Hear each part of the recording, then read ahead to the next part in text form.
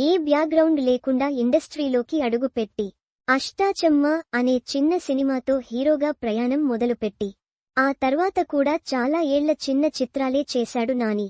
భలే భలే మగాడివోయ్ వరకు అతన్ని స్టార్ అనడానికి కూడా సంకోచించేవాళ్లు. ఆ సినిమా టైటిల్స్లో నేచురల్ స్టార్ అని పేరు ముందు వేసుకుంటే అతిగా ఉందన్న వాళ్లు లేకపోలేదు. కానీ ఆ చిత్రం అప్పట్లోనే 50 కోట్ల రూపాయలు వసూళ్లు సాధించి నాని స్టార్ పవర్ను చూపించింది. ఆ తర్వాతి 10 ఏళ్లలో నాని సినిమాకు ఒక మెట్టు ఎక్కుతూనే ఉన్నాడు. 2 ఏళ్ల కిందట దసరా చిత్రం నాని తన తోటి మిడ్ రేంజ్ హీరోలను మించిపోయాడనే సంకేతాలు ఇచ్చింది. ఆ సినిమాకు వచ్చిన ఓపెనింగ్స్, ఓవరాల్ వసూళ్లు చూసి ట్రేండ్ పండిట్లు ఆశ్చర్యపోయారు.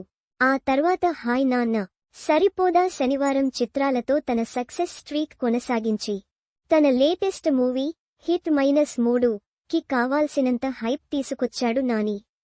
ఇక ఈ రోజు రిలీజ్ అయిన హిట్ -3 కి ప్రేక్షకుల నుంచి వస్తున్న స్పందన, ఓపెనింగ్స్ అంచనాలు చూస్తుంటే నాని ఇంకొన్ని మెట్లు ఎక్కేశాడనిపిస్తోంది. మిడ్ రేంజ్ హీరోలకు, టాప్ హీరోలకు మధ్య ఒక కొత్త లీగ్లోకి నాని ఎంటరయ్యాడని చెప్పొచ్చు. టాప్ హీరోలు నటించిన పెద్ద చిత్రాలు లేని ఈ వేసవిలో హిట్ -3 నే ఆ స్థాయిలో కనిపిస్తోంది. పెద్ద సినిమాలకు దీటుగా దీన్ని భారీ స్థాయిలో రిలీజ్ చేశారు. అడ్వాన్స్ బుకింగ్స్ కూడా ఒక రేంజిలో జరిగాయి. 2 తెలుగు రాష్ట్రాల్లో ఈ చిత్రానికి పెద్ద ఎత్తున అర్లీ మార్నింగ్ షోలు పడ్డాయి. ఆ షోల్లో థియేటర్ల రెస్పాన్స్ మామూలుగా లేదు.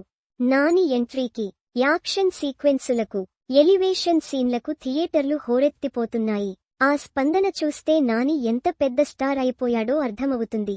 నానిని ఒక నటుడిగా అభిమానించేవాళ్లు చాలామందే ఉన్నారు కానీ అతన్ని మాస్ హీరోగా ఆరాధించే కల్ట్ ఫ్యాన్స్ కూడా పెద్ద సంఖ్యలోనే తయారయ్యారని హిట్ -3 థియేటర్లలో రెస్పాన్స్ చూస్తే అర్థమవుతోంది.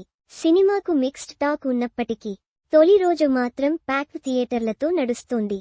స్లంప్లో సాగుతున్న టాలీవుడ్ బాక్సాఫీసుకు ఊపిరిలూదిన నానిని ఇండస్ట్రీ జనాలు కూడా ఒక స్టార్ లాగే చూస్తున్నారు.